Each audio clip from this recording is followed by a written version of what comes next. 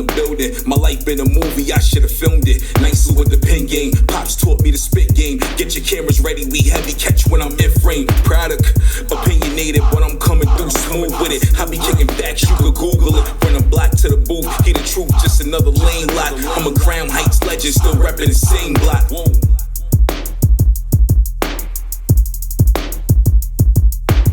You are now listening to the Life of Produk Podcast.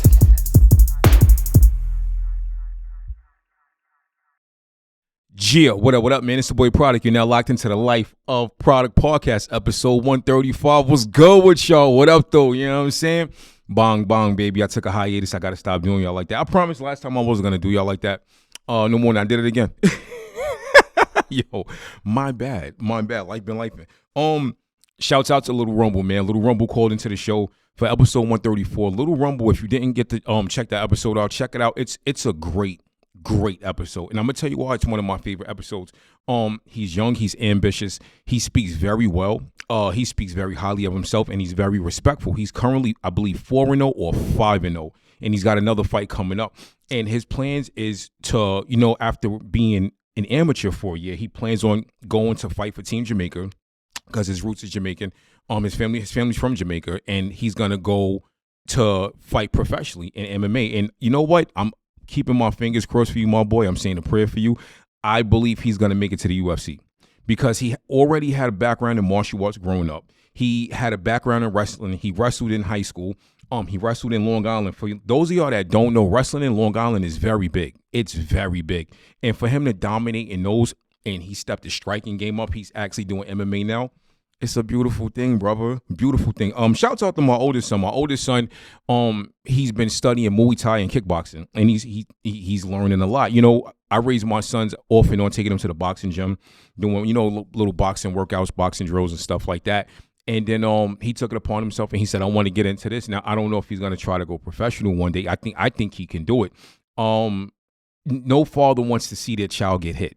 No, it doesn't matter. You could be the parent of John Jones or Mike Tyson and Chuck Liddell. You don't want to see your child get hit, even as a grown man. God bless him. And if he does decide to take that path in life, I know he's gonna do very well.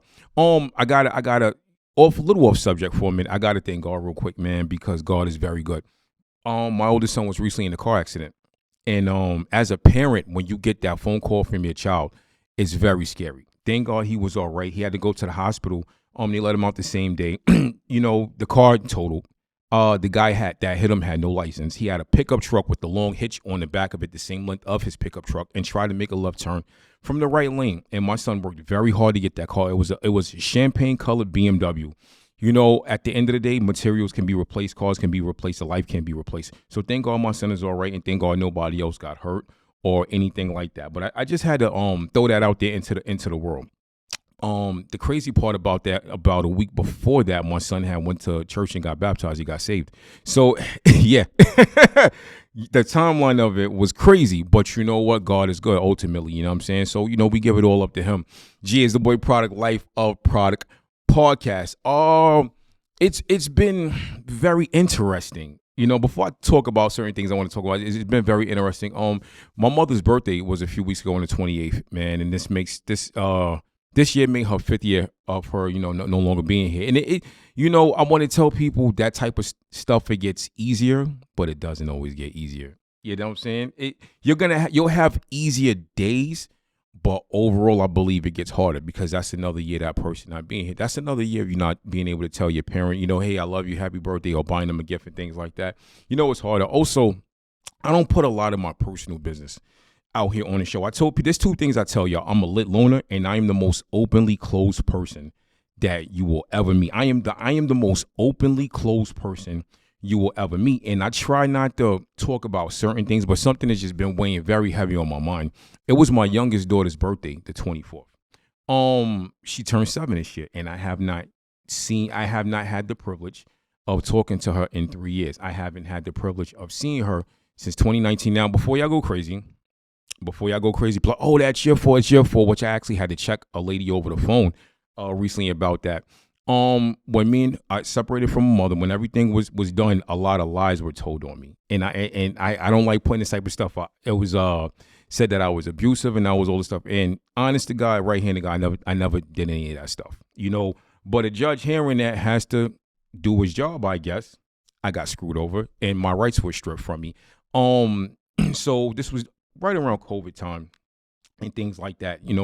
I made ample tries to, whatever the word is called. I made many tries to do the whole I was told I had to take the mother to court and had to get a family therapist, stuff like that. Well, in the area she was living in, it was on like the northern side of California. The area she was living in, it's a very small area, and the judge only allotted me 2 counties to do that.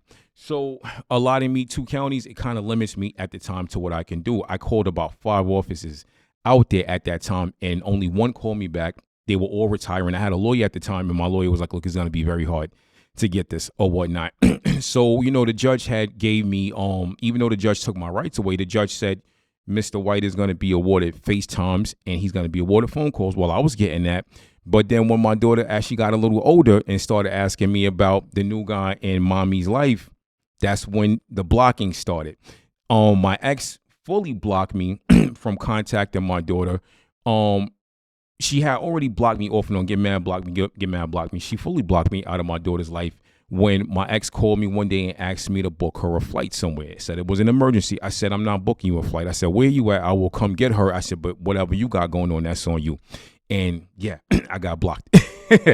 I got blocked after that. So over, making multiple attempts to multiple, you can't just pop up at somebody's house as a parent. You can't do that. So making multiple attempts to phone calls, emails, blocking my number, the text messages don't say delivered. It's going to voicemail. Finally I got to the point financially where I was going to be able to rehire my lawyer and whatnot. But then I had things go bad with the business. And this actually kind of coincides with what the subject of today's show is. Things went bad with the business. Now, mind you, in certain cities and states, right, you can just file a petition to take somebody to court. North Carolina is not really like that. When you're on like these little small towns in North Carolina, they're going to tell you have to have a lawyer. New York and New Jersey, you could just file a petition and take a person to court for your visitation. In California, I could have done that, but the thing was, my lawyer still had her name attached to the case. So with me, speaking to my lawyer more than once, my lawyer would have taken her name off of the case and represented me. The problem was, you don't want to go into this type of situation without a lawyer. Going into a situation like this without a lawyer, it's not smart. It's not smart. And I'm not trying to get on here and cry a river, but I'm a little frustrated. And I think it's time for me to start opening up a lot more about certain things in my life. I'm a little frustrated about that. I am not the only person I know that's been in this predicament. There are thousands of other fathers right here in America going through that same thing. Black women, we need y'all help. We need y'all help. To the black women out there that are listening to this, we need y'all help. And I'm gonna tell you why we need y'all help. And let me not limit this just to black women. Women in general. You know why? I would never get out here and bash women as a whole. I won't get out here and bash black women. I won't get out here and bash women from other nationalities. And I'm going to tell you why. Because I've met women who have helped me. They have helped me. They have helped me to the point where if I didn't get that help, I would have been in a horrible predicament. We need y'all help. And I'm telling y'all, we need y'all help like this because think of it this way. If you're an older woman and you're listening and your son is going through the same thing that myself is going through and many other men have gone through, you would feel bad. You would do whatever you can do to help us, right? Everything is about leading by example. There are mothers out here. I know mothers out here that can't get a dime from the father. He won't do anything for that child. He won't pick up the phone. He won't take that kid to the movies. He won't drop off a pair of sneakers for school. Won't do any of that stuff. So to the mothers out there that hear the show, that have a child or have children has never gotten help from the father and will never get help from the father because that man doesn't care. Think about his fathers that do care. Think about his fathers that want to be in our children's lives and we're being pushed away. It's not right. Let me tell you something. The level of karma for that is wild. I think leading by example is a thing. And my father led by example. My mother led by example. I, led by example with my other children. I think any man that is in a woman's life who is blocking the father out of that life, it's delusional, brother. Especially if it's happened to you. I don't get it. I don't understand that. You know, I went on a rant, but I felt like I needed to get that off my chest. And like I said, it's gonna actually coincide with the rest of the show. Yeah, it's the boy Product, Life of Produk Podcast, baby. Episode 135. We in the building. It's a Brooklyn thing. I'm actually in North Carolina, but I keep it so 718 out here, and they love it. You know what I'm saying? They rock with the kid. I'll be right back. Yeah. Yeah, what up, man? It's the boy Product. You're now locked into the Life of Produk Podcast. We are back, baby. If you need sponsorships, interviews, advertisements, it is lifeofproduct@gmail.com, or it is Korporate.Ent@gmail.com. That is corporate with the K. Let's get your brand out there. I'm actually looking to interview more entrepreneurs, and artists, producers, everything. I just spoke to the homie Don P a couple days ago, man. Shouts out to the BKB guys, man. It was BYB, now it's BKB. We spoke about getting some more of his of their Charlotte fighters on the show. So hopefully we get John Bernard back on here. There's a couple other guys, I can't remember their names, but I want them on here. Yo, even if some of them call, they have a big fight coming up in September, and I'm actually really excited about that. So Paulie Marginale, who's also from Brooklyn, shouts out to Paulie. He's been retired for a few years. I believe he's in his mid-40s, maybe 46. And he was doing commentating and stuff like that on the side for BKB. He just signed a 3-fight deal. So he's making his debut going back to fighting in September. And that it's crazy because bare knuckle boxing has been around for a long time. It's been underground, but now it's kind of making its way to the forefront. So it's kind of like the unliked cousin in the fighting world. But it's like, okay, look how long it took for them to accept the UFC. They finally accepted it. UFC is one of the biggest sports franchises in the world. I believe bare knuckle boxing is going to do the same thing. Shouts out to Tony Loco Soto, man, a fellow Brooklynite who lives here in North Carolina. His gym is actually only 5 minutes from our crib, and he just had a title fight. I believe a week or two ago, something like that. I was supposed to get Tony on the show, but our schedule just didn't match up, man. Shouts out to him again because he let my son come to one of his open mat events that they had at his gym, man. And my son got a picture with him. It was really inspirational for him, and whatnot. Today's episode 135, man. I want to say another thing before we get into the show, man. I saw something. So y'all know recently Chavez Jr. fought Jake Paul. This is crazy. So Chavez Jr., they let this man do press. They let this man do photo shoots. They let this man do numerous behind the scenes stuff. And then they even let him fight on pay-per-view. And about a week later, he's arrested for having cartel connections. That's crazy. This is stuff you can't make up. You can't make this stuff up. I see Jake Paul is suing people for saying his fights are the opposite of broken. I'm going to say opposite of broken. I'm not saying it's the opposite of broken, but he's suing people for saying his fights are the opposite of broken. So, he feels a certain type of way about that. By him beating Chavez Jr., and I called it a longer time ago, I said he's going to have a fight, he's going to beat somebody, he's going to rank in. He ranked in, and now he can fight for a belt. You feel what I'm saying? I think they ranked him in at number 14 or something like that. He's calling out Badu Jack. I don't think he wants that smoke. You don't. Badu Jack is a whole different breed. Badu Jack is ripped. That's a dude that got hands for real. Will that fight happen? I don't know. I don't know if that fight happened. Hopefully it happens. I'm hoping it does. Give me 1 second, people. Excuse me. I'm hoping that fight happens. We don't know. We'll see. But like I said, he is now suing people for saying his fights are the opposite of broken. But today's episode was 135. Episode 135 is titled, You Have It Hard Because. Why do you have it hard? You have it hard because you've done everything right. I just said it. You have it hard because you've done everything right. So a lot of people think that their path in life took a turn because they did everything wrong. They made the wrong move. They made this false move. No, you have it hard in life because you literally went down a straight path. It's easy to cut corners. It's easy to scrim your way through life. It's easy to cheat your way through life. It is not easy to walk a straight path and literally have to jump over numerous hurdles and obstacles. It is the hardest thing to do in the world. It is hard. This is why so many people go to church and get saved, and they battle so many conflictions along that way, because when you walk a straight path, there's so many things distracting you and trying to knock you off of it. Imagine you going down the highway and you seeing an exit after exit after exit. Get there faster. Or you driving down the highway and your GPS is constantly updated. Save 5 minutes, save 10 minutes, save 15 minutes. That's what it is. That is exactly what it is. I started another business last year. It was doing really good. It was doing really good. And then I had some crazy setbacks. I cut no corners when it came to that business. I cut no corners. It was an industry where I learned and I did all of the research on my own for a very long time just to make sure things didn't mess up. Then it messed up anyway. Circumstance plays a part in a lot of stuff. But when it came to the business, I put my own money up. I did my own research. I did everything legally, my filings, everything.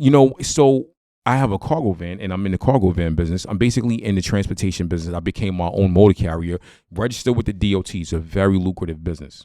It's also a great business as far as once you build it, you don't have to be there every day. You can have people running it for you. And that's actually the goal. But there are things that you have to get. You have to put a lot of money up front. The cheapest thing you'll probably do is LLC in your company. LLC'd it. I got my insurance. Hey, I'm gonna drop some game on y'all because it costs me no amount of money to give anybody anything free. Knowledge is the best thing. I've done workshops with people for this. I've done workshops with people for other stuff where I've made money is because they didn't want to do the research themselves. So, all right, if you're going to put the money in my pocket for telling y'all, but I have no problem giving people information for free. When you go into this industry, you need something called BOC3. That's your blanket of coverage. You feel what I'm saying? Research it. I'm not going to get into that. You also have to have certain things like if the taxes and things like that, but you don't have to have it if you have like a certain, if the gross vehicle weight rating is lower than like 10,000 or 10,001 and stuff like that. Also, there were other things that I thought I had to do, and I got confirmation with the government here from people in the offices here in North Carolina and Raleigh that I didn't have to pay for certain things because I had a cargo van. Mind you, originally I was going to operate with box trucks. Box trucks are a lot different, so the weight is heavier. You got to pay different taxes. You need certain plates to drive into certain states and things like that. So by me saying, you do everything right, I did everything right. And then circumstances happened because people screwed me over. Now, you have to figure out at that point a decision. What decision is best for you? What decision because life goes on. You still got bills for the overhead for your business. You still got a lifestyle to maintain. You still have to eat. You still have to maintain your sanity. I almost went crazy. I'm telling you, I almost went crazy as everything happened because I was feeling like it was unfair. I was like, this is unfair. I never got mad at God, never questioned God. But just the circumstances in general, the energy of everything going bad, the negativity, to me, it was unfair. But now I finally understand it. I understand it on a level where I had to go through that because later on that's going to prepare me for all kind of stuff, whether it's this business or other businesses I start, because I plan on starting other businesses too. But it prepared me. It prepared me in a sense to where I thought I had everything covered and I didn't. Thought I had everything covered and I did. And now some of the things I did have covered were stripped away from me, and that's a whole nother story. I'm not gonna get into that. But I thought I did, and it bong was taken away. But these are all life lessons. These things are things that are gonna make you stronger in the long run, not just mentally. It's gonna make you stronger financially. It's also gonna prepare you for hard times financially. I know a lot of business owners, and they each one of them have their own horror stories of how things went bad at a certain point. And most of them, I say about 75% of them went bad in the beginning. Not one single business owner that I know, everything started great and just floated great. None of them. All of them got their own horror stories. I met a business owner about 2 months ago. I met a business owner, and this dude is a millionaire. He owns 2 businesses. He owns a construction company, and he also owns a he owns fireworks stands in Alabama. And he was telling me how what he had to do to start his business. Now, mind you, he's older. So back in the day, he said he worked at a job for about 7 years, and he was able to get scraps from that job.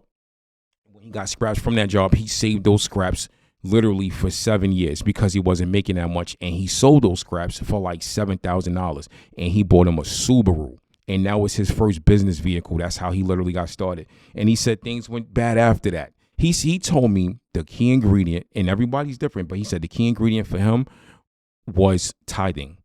He said once he started tithing and paying his 10% back to God, he's been great ever since. Something to think about. You know what I'm saying? G is the boy product, Life of Produk Podcast, episode 135. You have it hard because we will be right back with the third part of the show. Yeah, what up, man? It's the boy Product. We're now back with the Life of Produk Podcast. What's good with y'all, man? Episode 135. Like I said, if you need sponsorships, interviews, and advertisements, it is lifeofproduct@gmail.com or Korporate.Ent @gmail.com. That is corporate with a K. Shouts out to my oldest daughter, my baby Nini. I love you, man. You are, oh my gosh. Yo. I sent her some pictures earlier from when she was younger. And I was like, yo, you need to be little again. Cause she's 18 now and it's like, man, yo, like, come on, yo. No, you want to see your kids grow up. You want to see them happy and healthy, but no father's actually ready for his daughter to grow up. You're not ready for that. You know what I'm saying? She did great in high school. She's going to college, in about a month or two, man. And it's a wonderful road. You know what I'm saying? She graduated recently. I'm just very proud of her. Speaking of parenthood, before I get back into the subject of the show, I'm probably going to get slammed for what I'm about to say, right? And it's on the lines of Remy Ma. I feel bad for Remy Ma. Now, before I haven't had people jump in my DMs and like slander me in a minute. Y'all actually been agreeing with me, but I feel bad for Remy Ma. Y'all could y'all could disagree with me, but like I want y'all to really look at it from my perspective, right? I feel bad for Remy Ma, regardless of what y'all feel about the divorce with her and Papoose. Shouts out to Papoose. Regardless of how y'all feel about how everything is going on right now, she's in the public light, and the way she's being villainized and made to be seen as an enemy, I think it's hurt. It hurts to see it. I think it's hurting her emotionally. I think it's hurting her spiritually. I just saw a video of her at a courthouse, and the woman of the daughter of the man her son shot wanted to fight her. Nobody won in that situation. That woman lost her pops. Remy Ma lost her son to the system. She's going through it. No parent wants to see their son in the system. And in Remy's situation, she just got released a few years ago. So her going from prison to being released to her, now her son is locked up fighting for his freedom. That's got to be a horrible feeling. No parent wants to go through that.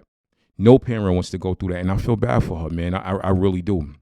I don't know what the end goal it is. I don't know what the results of everything is going to be, but I feel really bad for her. My youngest son had got into a situation in school.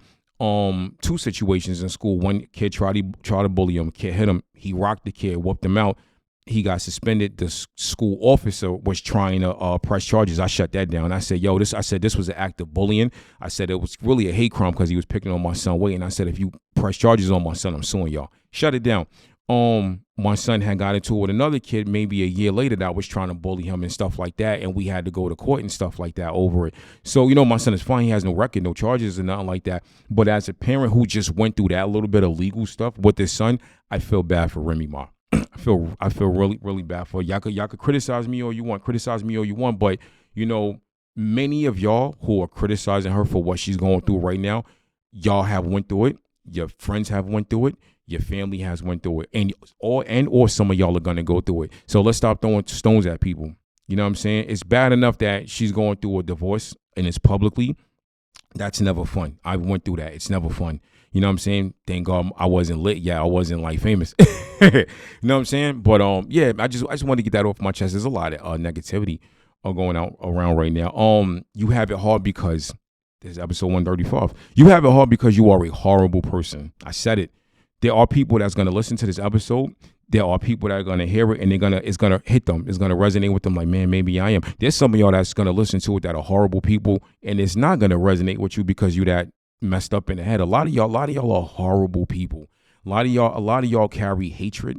A lot of y'all carry insecurity that's so bad you push it off on other people. A lot of y'all carry. Now, I've known people like that. I've been in relationships like that with women that were just so insecure they put that hatred off on me. And y'all go get right with God. That ain't my problem. How you feel is not my problem. A lot of y'all are selfish. A lot of y'all have it hard because you are selfish, and you would walk the ends of the earth and push a stop button on life just to get what you want. At the end of the day, this is not your final destination. Where we are at right now in this human form, and we are on earth as human beings, it is not your final destination. You're going to have to answer to God one day. You're going to have to answer to higher power. You know what I'm saying? Now, I ain't perfect. I'm not perfect. But when God forbid, I pray I'm an old man when that day comes, right? But once that day comes, I don't want them to pull a book out and I got a bunch of pages and like, oh, come on, son, you messing up. Remember what you did in like 20 whatever? I don't want that. I don't want that. I'm trying to have smooth sailings from here. But a lot of y'all have it hard because karma is just having a field day with a lot of y'all. Karma's having a field day with y'all. A lot of y'all, I know people, man, that have told lies on people, man. I mean, lies on people to the point where it's messed them up legally. It has. I've been lied on legally. I've had people try to lie on me legally, and thank God that the people that oversaw everything did not believe it. I had somebody try to lie on me legally, and I proved it was a lie. So, I look at it like this, right? It's one thing to lie to me. If a person was to lie to me, and I really love that person, after 1 or 2, I'm gonna check you on it, but I'm gonna let it go. You feel what I'm saying? But to lie on me is a whole different thing. And there are people that are lying on people right now. I know a female right now that was lying on her parents. Her mom's told me this, and it was like, fam, like, yeah. And like from her, I don't know exactly what the lies were, but when I spoke to the mother was like, yeah, she's been lying on me and her dad. I can hear the hurt in her voice, yo. I can hear the pain in that woman's voice. It was like to lie on your parents. I don't think there's no way you could come back from that, yo. How do you come back from that? To lie on your own mother and your father. Man, I'm never one of those people like, there's a special place in hell for people like that. I don't wish nobody go there unless you had this one like really bad. But the life lessons that karma is going to give you is going to be crazy. A lot of people have it hard because karma is, like I said, it's having a field day with them, and they are so jaded and they are so caught up in their head they just don't see it. All of this has happened back to back because of the things that you have done to other people. I think people get so caught up in hurting other people, they don't know how to bounce back. They see no point of return from it, so they just keep on doing it. Which you can. I don't want to say you could bounce back from that, but you can at least hit the stop button and stop it. There is a way for you to. You have to, first of all, you have to keep it real with yourself, and you have to recognize your flaws. For you to stop the negativity and stop the lying on people and the pain that you're causing people. You have to recognize your flaws. Once you recognize your flaws, now you can see a lot clearer. Now you can think a lot clearer. Your head might be cloudy. Your head might be cloudy with hate all day. Hate. Look at all the school shooters. And there was just another shooting, a couple weeks ago, kid 20 years old. I think it was in, where was it at? I forgot, but a kid shot, I think he killed police officers, and he killed fire department people. He killed firemen. Fam, what you doing? You gotta have a demonic level of hate inside your heart, inside your spirit, inside your soul, inside your head to just get out here and kill random people, man. To kill random people, I don't get it. I've never had that level of hatred inside me, and I pray I never will. That's not for me. Like my soul isn't set up for that. To have that level of hate, you know what I'm saying? For me to hate a person, like really, you have to have done something to me or something to my kids. That's where that will come from. It's not gonna come from just the thoughts and beliefs that I have to just get out here and want to shoot up people and kill people and take random lives. There's no bouncing back from that, man. You know what I'm saying? There's no bouncing back from that. Even if the police give you a smack on the wrist, they put you in a crazy house, which that's happened to a lot of mass shooters. I'm going to leave it at that. But that's happened to a lot of mass shooters. You still have to cross over. You got to answer the guard one day. You know what I'm saying? And I'm a firm believer that a lot of these people bring problems on themselves. They bring problems on themselves. So then they start looking at their life like, why is my life so bad? It's you. It's you. It ain't nobody else. I know people that came from good homes and they just very hateful. Very hateful. I would like to know what happened to them over the course of their life that caused them to be that hateful. Everybody's genetic makeup is different. I don't know, man. I ain't got the answers for that. I don't got the solutions for that. Just keep that negative energy over there. G is the boy product, Life of Produk Podcast, episode 135. I did a little venting today, and actually, it feels great to open up and speak on things that I haven't really spoken to or only a small amount of people know. G is the boy product, Life of Produk Podcast, episode 135. I'm out, baby. Talk to me. You are now listening to the Life of Produk Podcast.